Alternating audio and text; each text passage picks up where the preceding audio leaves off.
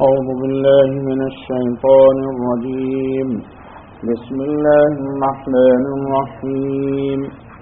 ياسين والقرآن الحكيم إنك لمن المرسلين على صراط مستقيم تنزيل العزيز الرحيم لتنذر قوما ما أنذر آباؤهم فهم غافلون لقد حق القول على أكثرهم فهم لا يؤمنون إنا جعلنا في أعناقهم أغلالا فهي إلى الأذقان فهم مقمحون وجعلنا من بين أيديهم سدا ومن خلفهم سدا فأغشيناهم فهم لا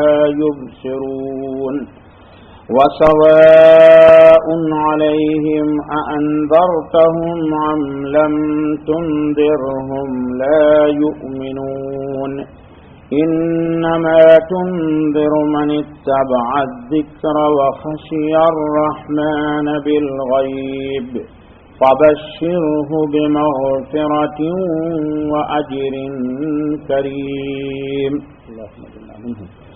إنا نحن نحيي الموتى ونكتب ما قدموا وآثارهم وكل شيء أحصيناه في إمام مبين.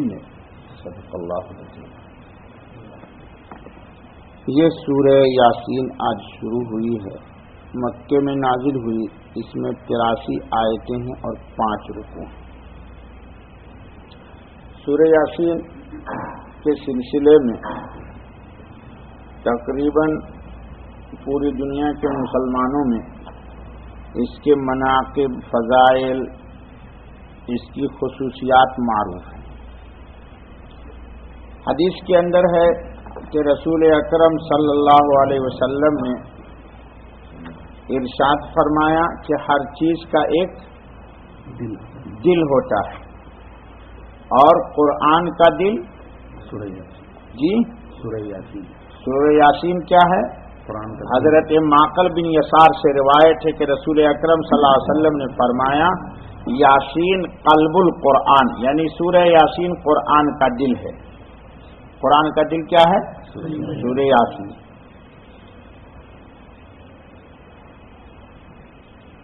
حدیث کے اندر ہے کہ جو شخص سورہ یاسین کو خالص اللہ اور آخرت کے لیے پڑھتا ہے اس کی مغفرت ہو جاتی ہے.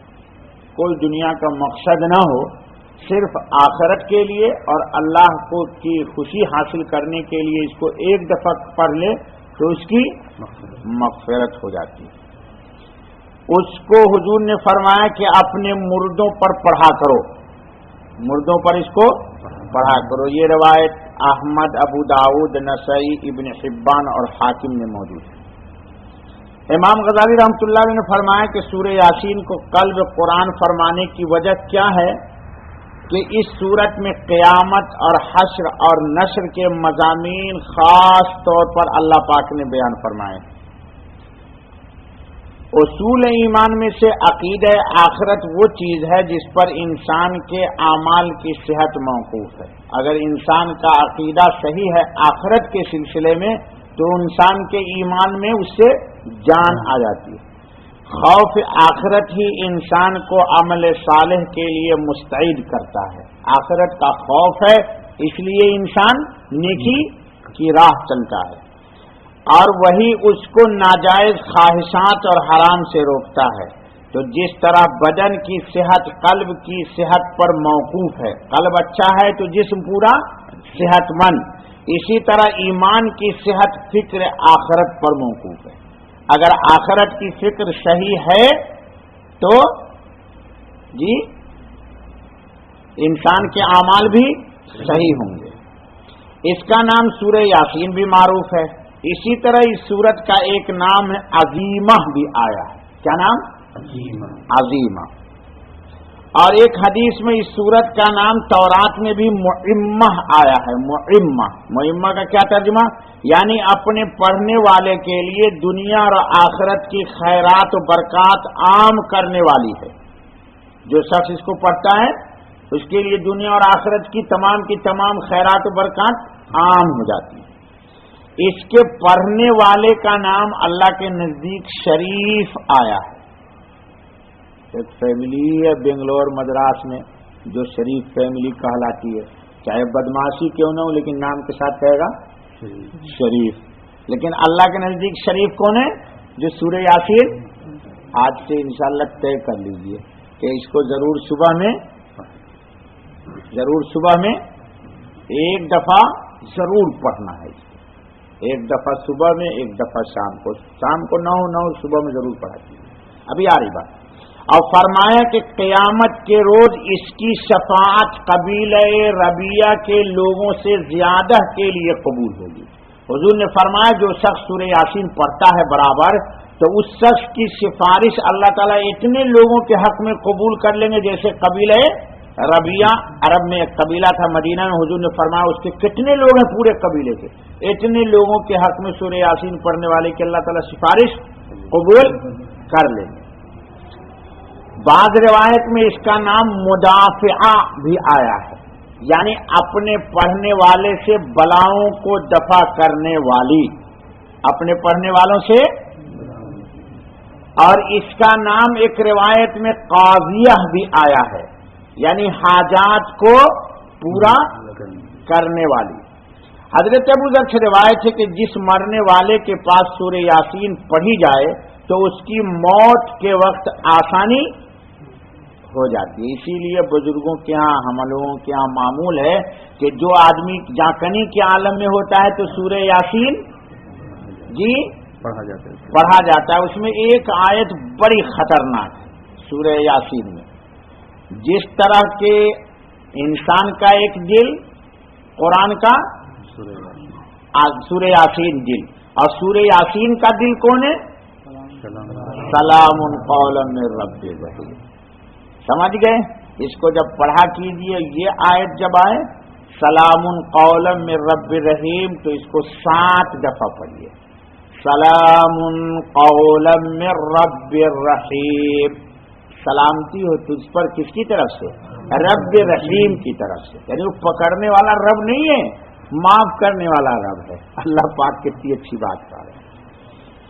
اچھا بابا، حضرت عبداللہ ابن زبیر نے فرمایا کہ جو شخص سورہ یاسین کو اپنی حاجت کے آگے کر دے، یعنی کوئی بھی حاجت پیش آئے تو پہلے سورہ یاسین پڑھ لے تو کیا ہوگا؟ تو اس کی حاجت پوری ہو جاتی ہے. حضرت کس نے کہا؟ عبداللہ ابن زبیر رضی اللہ تعالیٰ. یحییٰ ابن کثیر نے فرمایا کہ جو شخص صبح کو سورہ یاسین پڑھ لے وہ شام تک خوشی اور آرام سے رہے گا، اور جو شام کو پڑھ لے تو صبح تک خوشی میں رہے گا. اور فرمایا کہ مجھے یہ بات ایسے شخص نے بتلائی ہے جس نے اس کا تجربہ کیا ہے. اللہ ہم کو بھی توفیق دے اور آپ کو بھی توفیق عطا فرمائے. ٹھیک ہے بابا. اچھا بابا، یہ تو سورت کی فضائل ہو گئے. بہت سارے لوگ اپنا نام یاسین رکھتے ہیں، نہیں رکھتے ہیں. مفسرین نے لکھا کہ رسم الخط میں یا پر کھڑی زبر ہے اور سین ان کے ساتھ جوائن ہے. لکھا ہے کہ یہ اللہ کے اسماء میں سے ایک نام بھی ہو سکتا ہے، جیسے غفار، جبار، قہار، رحمان، رحیم. تو اگر یہ اسماء حسنی ہے تب تو کسی کو نام رکھنے کی اجازت نہیں ہے. بعض بزرگوں سے منقول یہ ہے صحابہ سے کہ نہیں، یہ ایک کوڈ ہے جو اللہ اور اس کے رسول کے درمیان ہے. جیسے حضور کو اللہ نے کہا طٰہٰ، مزمل، مدثر، کہا نہیں کہا قرآن میں نہیں بابا. تو اس طرح اللہ تعالیٰ نے یہ کہا، اسی طرح اللہ نے کہا یاسین والقرآن الحکیم. اللہ نے قسم کھائی ہے یاسین والقرآن الحکیم، قرآن حکیم کی بھی قسم ہے کہ انک لمن المرسلین، آپ یقیناً رسول ہیں۔ یہ جھوٹے بے ایمان کافر مردود ناپاک منحوس جو کہتے ہیں کہ انک لست مرسلا، آپ رسول نہیں ہیں، ان کی طرف کان۔ اور اس کے بعد بہت پیاری بات اللہ نے کہی، اللہ وہ نعمت ہم سب کو دے گا۔ اچھا بابا، اگر یہ حضور کا نام ہے، کوڈ ہے، تو اس کے املا میں تھوڑا سا فرق ہونا چاہیے۔ اس طرح جس طرح قرآن میں لکھا ہوا ہے اس طرح لکھنے کی پھر اجازت نہیں۔ یا کے ساتھ الف جوائنٹ کر دیجئے، لکھ دیجئے یا الف زبر یا، اب پھر لکھیے سین یا نون، یا سین، جیسے کل بھی قرآن میں گزرا ہے الیاسین، جی الیاسین۔ تو اس طرح اگر نام لکھ لیا جائے تو درست ہے۔ اب سنیے قرآن کا مضمون۔ اللہ تعالیٰ فرماتے ہیں کہ یاسین یہ کوڈ ہو گیا، اللہ نے کیا کہا، نبی نے سمجھ لیا۔ اللہ نے کیا کہا، نبی نے سمجھ لیا۔ والقرآن الحکیم، قسم ہے قرآن باحکمت کی۔ اللہ دو قسم کھا رہے ہیں، یاسین بھی اور قرآن حکیم، حکمت والے قرآن کی قسم۔ کیا کہ انکا لمن المرسلین۔ یہ جو بکواس کرتے ہیں بیوقوف، ان کے بیوقوفی پر کان نہ دیجیے، ان کو بکنے دیجیے، ان کو تھوڑے دن موقع ہے بول لینے دیجیے۔ انکا لمن رب سماوات و رب ارضین، رب العرش العظیم گواہی دے رہا ہے قسم کھا کے کہ آپ اس کے رسول ہیں۔ تو آپ کو کس بات کا غم ہے؟ بیوقوفوں کی بات کا غم کیجیے گا یا اللہ پاک کی بات کا پر خوشی منائیے گا؟ جی کس بات پر خوشی منانا ہے؟ اللہ تعالیٰ کرے میں قسم کھا کے کہہ رہا ہوں کہ آپ میرے رسول ہیں۔ تو یہ بیوقوف لوگ جو کہتے ہیں ابو جہل، کیونکہ ابھی آ رہی ہے آج ہی کی آیت میں کہ رات میں ایک واقعہ پیش آیا کہ ابو جہل نے اس کے چیلے چباٹے لوگوں نے پلاننگ کی کہ نبی پاک محمد الرسول اللہ صلی اللہ علیہ وسلم کو آج رات میں صفایا کر دینا ہے۔ وہ آ رہی ابھی آیت۔ اللہ تعالیٰ کہتے ہیں یاسین والقرآن الحکیم انک لمن المرسلین، بے شک آپ من جملہ پیغمبروں کے ہیں، یعنی جیسے بہت سارے انبیاء ہوئے اسی طرح آپ بھی میرے ایک پیغمبر اور رسول برحق ہیں۔ علی صراط مستقیم، اوئی ہوئی ہوئی اللہم اہدنا الصراط المستقیم، کہیے اللہم آمین۔ اللہ نے کہا کہ دیکھیے آپ رسول ہیں اور جو آپ کی رسالت کو مان لے وہ صراط مستقیم پر ہے۔ صحیح، الحمدللہ، اشہد ان لا الہ الا اللہ محمد الرسول اللہ۔ مفسرین نے ایک اور بھی بڑا نقطہ لکھا ہے اس میں، کیا کہا کہ اللہ نے کہا قسم ہے قرآن باحکمت کی کہ آپ رسول ہیں، آپ کی رسالت پر جو ایمان لے آئے گا وہ اللہ تک پہنچ جائے گا۔ ایمان لایا رسول پر اور پہنچ گیا کہاں؟ اللہ تک۔ کیوں؟ صراط مستقیم کی تفسیر کیا ہے کہ وہ راستہ سیدھا جو اللہ کے بندوں کو سیدھے اللہ تک پہنچائے۔ تو رسول کس کو کہتے ہیں؟ جو اللہ کے بندوں کو مخلوق کے دامن سے نکال کر کے اللہ کے جھولی میں ڈال دے، ساری امیدوں کے دروازوں کو بند کر کے اللہ کے دروازے تک پہنچا دے۔ تو اللہ نے کہہ دیا کہ جو آپ کی رسالت کو مان لیں گے وہ یقیناً صراط یعنی یقیناً اللہ تک پہنچ جائیں گے۔ تنزیل العزیز الرحیم، اب وہ قرآن کی صفت پھر آ گئی۔ یہ قرآن اللہ کے زبردست مہربان، اللہ تعالی زبردست مہربان کی طرف سے نازل کیا گیا ہے۔ کیوں اللہ نے کہا عزیز اور کیوں کہا رحیم؟ اللہ نے کہا کہ اللہ زبردست ہے، کیا مطلب؟ یعنی ایک آدمی بستر مرگ پر ہے، قوم کا، خاندان کا، اس کا اعتبار سے ایک them very very very very کمزور ہے، اور وہ ایک بڑے پہلوان کو گاؤں کے رئیس سردار کو کہے کہ میں تجھے معاف کر دیتا ہوں، تو اس کی معافی کا کیا اعتبار؟ وہ تو بستر مرگ پر ہے، وہ تو اپنے منہ کا تھوک بھی نہیں پھینک سکتا ہے، تو کسی پہلوان کو کیا سزا دے گا وہ؟ اور ایک بڑا پہلوان انسان ہے، سمجھانے کے لیے تندرست توانا ہے، دولت کے اعتبار سے بھی بھرپور، قوت کے اعتبار سے بھی بھرپور، جاہ اور رتبہ اور منصب کے اعتبار سے بھی بھرپور، اور وہ ایک دم علل اعلان کر دے کہ میں سب کچھ کے باوجود اس کو معاف کرتا ہوں، تو اس کی معافی کا ہاں اللہ پاک کہہ رہے ہیں کہ دیکھ یہ جو معافی مل رہی ہے تم کو کسی کمزور کی وجہ سے نہیں ہے، کسی کمزوری کی بنیاد پر اللہ تجھ کو معاف نہیں کر رہا ہے، بلکہ اس کا ایک نام رحیم ہے جو اپنے نام کی لاج نہ کر کے تجھے معاف کر رہا ہے، اپنے نام کی لاج رکھتے ہوئے تجھے معاف کر رہا ہے۔ تو اللہ کرے تنزیل العزیز الرحیم، یہ قرآن زبردست مہربان کی طرف سے نازل کیا گیا ہے۔ اللہ نے ترس کھایا تیرے حال پر کہ تو نطفہ منی تھا، رب کو نہیں پہچانتا تھا، تو اللہ نے قرآن تجھے دے دیا کہ اس کو جب پڑھے گا تو تو اپنے رب کو پہچان لے گا، تو اس کو جب پڑھے گا تو اب کے رب کو پہچان جائے گا، اپنے خالق کو پہچان جائے گا۔ یہ قرآن اللہ زبردست مہربان کی طرف سے نازل کیا گیا۔ کیوں نازل کیا گیا؟ لِتُنذِرَ قَوْمًا مَّا أُنذِرَ آبَاؤُهُمْ فَهُمْ غَافِلُونَ۔ نبی پاک محمد الرسول اللہ صلی اللہ علیہ وسلم سے پہلے کل بھی درس میں آیا تھا کہ انبیاء آئے فلسطین میں، مکے کی سرزمین پہ، عرب میں کتنی دور کا فاصلہ ہے فلسطین اور مکے میں، اس عرب کی سرزمین پہ نہیں آئے، آئے تھے قوم عاد سمود پہ بہت پہلے۔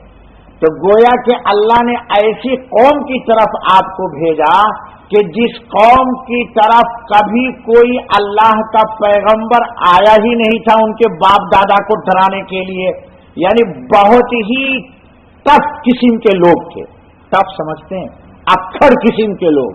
اللہ نے اے میرے رسول صلی اللہ علیہ وسلم آپ کو انہی بدو اور گنوار اور ان پڑھ اور ہٹ دھرم لوگوں کی طرف بھیجا تاکہ میں اپنی قدرت کا کرشمہ بھی دکھاؤں اور ان کو ہدایت بھی دکھلاؤں۔ جی نرم سرزمین میں تو کچھ بھی پودا کر لیتا ہے، لیکن جی ہاں اللہ تعالیٰ نے کہا کہ لِتُنذِرَ قَوْمًا مَّا أُنذِرَ آبَاؤُهُمْ فَهُمْ غَافِلُونَ۔ اچھا بابا کہ آپ اولاً ایسے لوگوں کو ڈرائیں جن کے باپ دادے نہیں ڈرائے گئے تھے، سو اس سے یہ بے خبر ہیں، غافلون۔ لقد حق القول على اکثرهم فهم لا يؤمنون۔ یہ ذرا تفصیل طلب ہے۔ اللہ کہتے ہیں ان میں سے اکثر وہ ہیں جو آپ پر ایمان نہیں لائیں گے۔ اچھا بابا ایک بات آگے آ رہی ہے نا کہ اَأَنذَرْتَهُمْ أَمْ لَمْ تُنذِرْهُمْ لَا يُؤْمِنُونَ۔ اللہ تعالیٰ کہہ رہے ہیں کہ یہ ایمان نہیں لائیں گے، تو ہو سکتا ہے آپ کے ذہن میں ایک کوشچن ہو کہ جب ایمان نہیں لائیں گے یہ بیوقوف، تو ان کی طرف اللہ نے بھیج کیوں دیا؟ تو اس میں دو حکمت، ایک تو یہ کہ یہ ایمان نہیں لائیں گے اور آپ کو بھیج دیا گیا تو قیامت میں یہ عذر نہیں کر سکیں گے، ہمارے پاس کوئی آیا ہی نہیں، ورنہ ہم تو مان لیتے، جیسے کل کے درس میں گزر چکا کہ مشرکین مکہ نے کل کہا تھا نا میں درس میں کہ کہا تھا کہ ہمارے پاس اگر رسول آئیں گے تو ہم بہت برگزیدہ بنیں گے، تو اللہ نے کہا میں نے تو بھیج دیا، تو بیوقوف کیوں نہیں ایمان لایا؟ تو ابو جہل، ابو لہب کیوں نہیں ایمان لایا؟ اتبا کیوں نہیں ایمان لایا؟ شیبہ کیوں نہیں لایا؟ امیہ ابن خلف کیوں نہیں لایا؟ صفوان کیوں نہیں لایا؟ یہ بڑے بڑے مغیرہ کیوں نہیں ایمان لایا؟ یہ بڑے بڑے چودھری لوگ جو تھے کیوں نہیں ایمان لائے؟ تو اللہ تعالیٰ کہہ رہے ہیں کہ ایک تو بات یہ ہے کہ قیامت میں یہ عذر، ایک دوسرے یہ بڑے طاقت والے ہیں، اور رسول ہمارا یتیم تھا، بچپن ماں کی پیٹ میں تھے تو ابو چل بسے، بڑی عمر کے ہوئے جی دادا چل بسے، اور عین شباب نبوت کا وقت ہے تو چچا عبد المطلب چل بسے۔ ہر طرف سے امداد وسائل مدد کرنے کے اسباب میں نے کاٹ دیے۔ اب میں نے دنیا کو ثابت کر دیا کہ یہ محمد صلی اللہ علیہ وسلم اللہ کی نگرانی میں ہے، محمد کو رب محمد چاہیے، دنیا کا کوئی انسان نہیں چاہیے مدد کے لیے۔ چنانچہ حضور اکرم صلی اللہ علیہ وسلم کی حراست کے لیے چند صحابہ تعینات تھے تاکہ دشمن حملہ کر کے نہ قتل کر دے۔ آیت نازل ہو گئی فَسَيَكْفِيكَهُمُ اللَّهُ وَهُوَ السَّمِيعُ الْعَلِيمُ۔ اللہ کے رسول نے فرمایا آپ لوگ سب اپنے اپنے گھر تشریف لے جائیے، میرا حارث اب میرا اللہ، چلیے جائیے آپ لوگ سب لوگ چلے گئے اپنے اپنے گھر۔ اب حفاظت کون کر رہا ہے؟ چلیے اب بیچ میں اللہ ایک واقعہ نقل کر رہے ہیں، پھر اس کا واقعہ کیا ہو گیا؟ حضور صلی اللہ علیہ وسلم نے کہ دشمنی تو تھی ہی، اور سب سے زیادہ کس کو تھی؟ گھر کا بھیدی لنکا تو سری لنکا میں ہے، تو گھر کا بھیدی لنکا ڈھائے مطلب دل کے پھپھولے جل اٹھے سینے کے داغ سے، اس گھر کو آگ لگ گئی گھر کے چراغ، دوسرے نے نہیں جلایا۔ چچا ابو جہل ہیں، ان کے گود میں آپ نے پرورش پائی ہے۔ ولادت کے دن ابو جہل کو خبر دیا ایک لونڈی نے کہ تمہارے مرحوم بیٹا بھائی کے گھر لڑکا پیدا ہوا، تو کہا خوشی میں تو آزاد ہے، آج کے بعد غلام نہیں۔ لیکن جب اس لاڈلے نبی نے بھتیجے نے کہا کہ لا الہ الا اللہ پڑھ لیجیے، تو کہا انہ کذاب، یہ جھوٹا آدمی ہے، لا حول ولا قوت الا باللہ۔ خیر ابو جہل نے پلاننگ کی کہ آج رات میں محمد کا معاملہ ہی صاف کر دینا، گھر گھر جھگڑا، بیٹا باپ سے لڑ رہا ہے، بیوی شوہر سے جدا ہو رہی ہے، ماں بیٹی سے الگ ہو رہی ہے، قبیلے قبیلے خاندان خاندان میں گھر گھر جھگڑا کر دیا اس نے۔ ہر آدمی کو کہتا ہے کہ اللہ ایک ہے ایک ہے ایک ہے ایک ہے، ایک ہی مشکل کشا ہے، ایک ہی ساری مسائل کو حل کرے گا۔ اتنا بڑا کائنات عالم کا نظام ایک اللہ کیسے حل کرے گا؟ یہ مشرکین کا یہ کہنا تھا۔ خیر کچھ نوجوان تعینات ہو گئے، آپ صلی اللہ علیہ وسلم عشاء کے بعد گھر کے باہر، کہ جیسے ہی محمد نکلیں گے سب کے ہاتھ میں برہنی ننگی تلواریں۔ حضور صلی اللہ علیہ وسلم نے حضرت علی سے کہا کہ آؤ علی میرے بستر پہ لیٹ جاؤ۔ آپ صلی اللہ علیہ وسلم کے بستر پر حضرت علی لیٹ گئے۔ ابھی بھی بڑی قربانی کی بات ہے بابا، ہم ہوتے آپ ہوتے تو کہتے یار اپن ایسا کرتے نا، وہ فلانے آدمی کو کہیے وہ زیادہ آپ سے پیار کرتا ہے نا، ایسا کہتے نہیں کرتے۔ ہر آدمی اپنی جان بچانے کی سوچتا ہے۔ اب حضرت علی کے سر پر موت منڈلا رہی ہے، اور فدائیت کا مقام ہے کہ اگر نبی کے نام پر میں کٹ گیا تو میری سب سے بڑی شہادت ہوگی۔ جی حسن یوسف پہ کٹی فقط انگشت زنا، یہاں دو چار گھڑی مجاہدین کے گلے کٹا کرتے ہیں۔ یہ ہے محمد صلی اللہ علیہ وسلم کا مقام۔ اچھا بابا آرام سے حضرت علی بستر پر کروٹ بدل رہے ہیں، سو رہے ہیں، خراٹے لے رہے ہیں۔ حضور اکرم صلی اللہ علیہ وسلم اپنے گھر کا دروازہ کھولے آپ نے اور نکلے، ہاتھ میں خاک لے لی، مٹی۔ آپ لوگ ڈھونڈیے گا تو نہیں ملے گی آپ لوگوں کے پلیٹ میں، کیونکہ یہ تو بڑے سارے جی میرے والد کہتے تھے کہ بابا میں نے پہلے حج کیا سن 1920 میں، تو اسی طرح تھا بیت اللہ جیسے حضور کے زمانے میں تھا، اسی طرح کنکڑیاں، زمزم کا پانی نکالو پیو، 1 درہم دے دو، بیت اللہ میں بیٹھا رہتا تھا گیٹ پر بیچارہ آدمی، اس کو 1 درہم دیتے تھے والد صاحب، اور روزانہ بیت اللہ کے اندر جا کے 2 رکعت نماز پڑھتے تھے۔ اور ابھی تو شہنشاہوں کے لیے کھولا جاتا ہے۔ خیر حضور صلی اللہ علیہ وسلم نے ہاتھ میں مٹی لی اور دونوں طرف جتنے یہ قتل کرنے والے کھڑے تھے سب کے سروں پہ آپ نے تھوڑی تھوڑی خاک ڈالی. خاک سمجھتے ہیں مٹی ڈالتے ہوئے بیچ سے گزر گئے. اور یہی آیت کریمہ کی تلاوت ہو رہی تھی. وَجَعَلْنَا مِن بَيْنِ أَيْدِيهِمْ سَدًّا وَمِن خَلْفِهِمْ سَدًّا فَأَغْشَيْنَاهُمْ فَهُمْ لَا يُبْصِرُونَ. ہم نے ان کے آگے اور پیچھے دیوار کھڑی کر دی. آنکھ تو تھی وہ دیکھ. آج قرآن کو ایک سمجھ لیجیے. قرآن نے کہا ہے کہ وہ لوگ جو اللہ کے حکم کو یعنی قرآن کریم کے حکم کو نہیں مانتے ہیں ان کے آنکھ تو ہے لیکن وہ اندھے ہیں, کان تو ہے بہرے ہیں, دل تو ہے سمجھتے نہیں ہیں. تو قرآن نے تو پہلے ہی کہہ دیا تھا. وہ امام الانبیاء کو آج کیسے دیکھ لیتے؟ امام الانبیاء تو آج قرآن کے لیے نکل رہے تھے تو کیسے دیکھ لیتے وہ بیوقوف. خیر سب کے سر پر آپ نے خاک ڈالا, نکل گئے اور جا کر کے یہی رات ہجرت کیے, غار ہیرا میں تشریف لے گئے. کسی نے جاتے ہوئے دیکھ لیا تھا, یہاں نہیں دور. تب دیکھا کہ صبح میں یہ لوگ سب کھڑے ہوئے ہیں ترکے الصبا. جب بیوقوف کیوں کھڑا ہوا چلو؟ ارے کہا ہم لوگ انتظار میں ہیں کہ محمد نکلیں گے تو صفایا کر دیں گے صلی اللہ علیہ وسلم. ارے کہا بیوقوفو تمہاری عقل ماری گئی کہ کیا؟ کہا وہ تو چلے بھی گئے. ارے نہیں گئے. کہا چلے گئے. کہا چلے بھی گئے. سن لے سب کے سر پر مٹی بھی ڈالی تھی, دیکھ سر اپنا. سب نے جب سر پر ہاتھ ڈالا تو سب کے سر پہ اتنا دبئی کا ریٹ.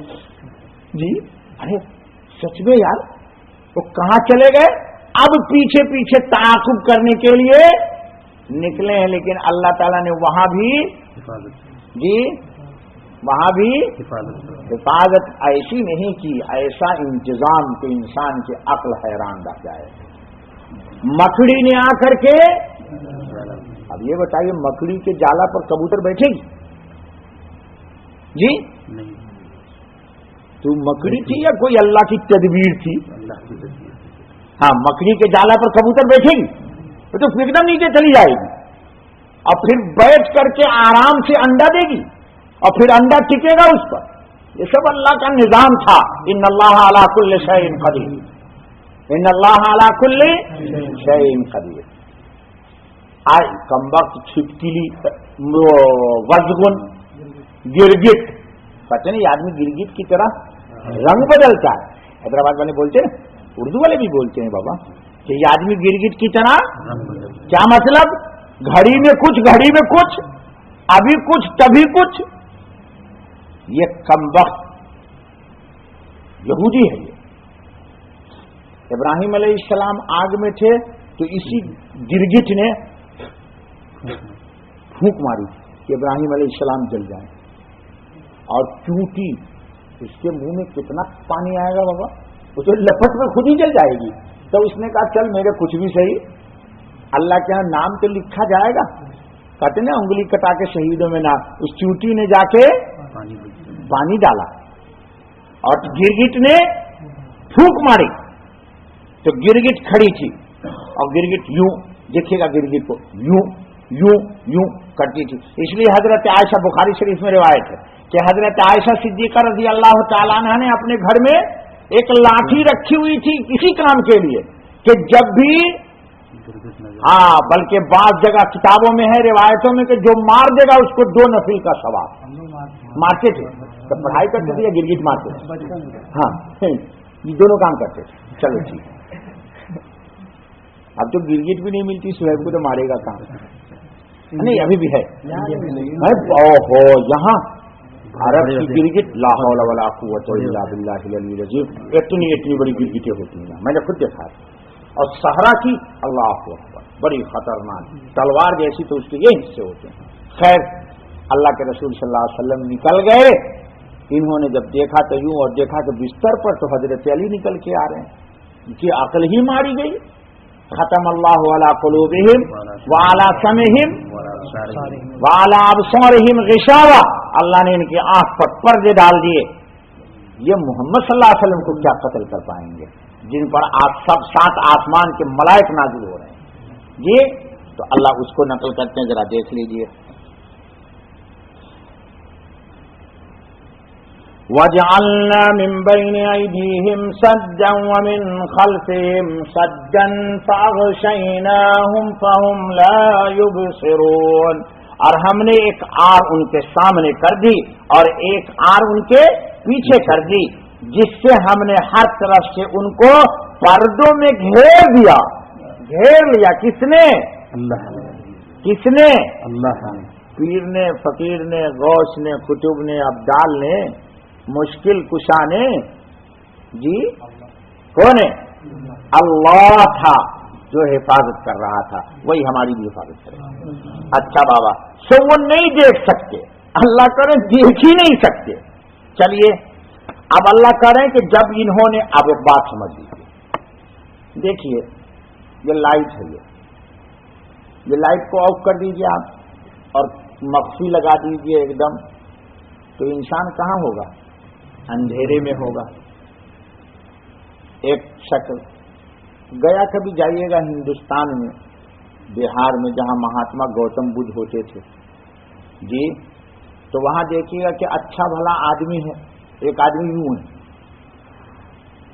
اب 50 سال سے یوں ہی کیے ہوا ہے، وہاں خدمت گزار لوگ ہیں، اب اس کا ہاتھ یوں کرنا چاہے تو نہیں ہو سکتا۔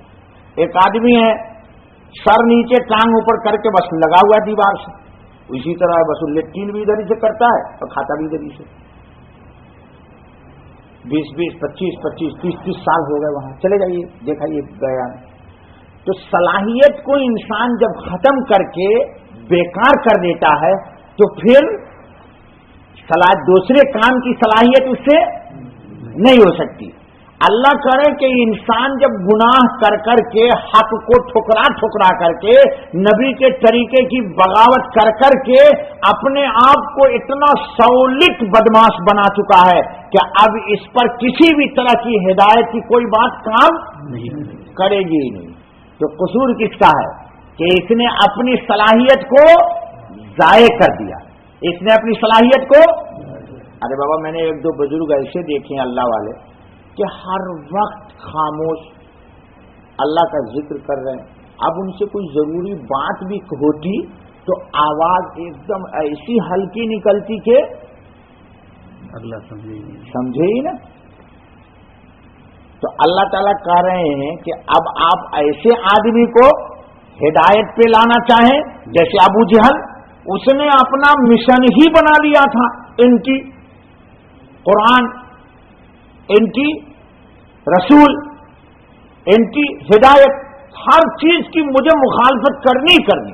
ارے بابا نہیں سنایا میں نے آپ کو کہ سیدنا ابوبکر صدیق کو معراج کی خبر کی اطلاع ابو جہل نے دی، اور ابو جہل کو معراج کی اطلاع رسول پاک نے دی، تو رسول پاک سے سن کر کے ابو جہل معراج کو نہیں مانا، اور ابو جہل نے سے سیدنا ابو بکر صدیق نے سنا، بلکہ اس نے کہا جا کے، تو حضرت ابو بکر صدیق نے ابو جہل سے سن کر کے تصدیق کر لی، تو ابو بکر بن گئے صدیق اور یہ بن گیا ملعون۔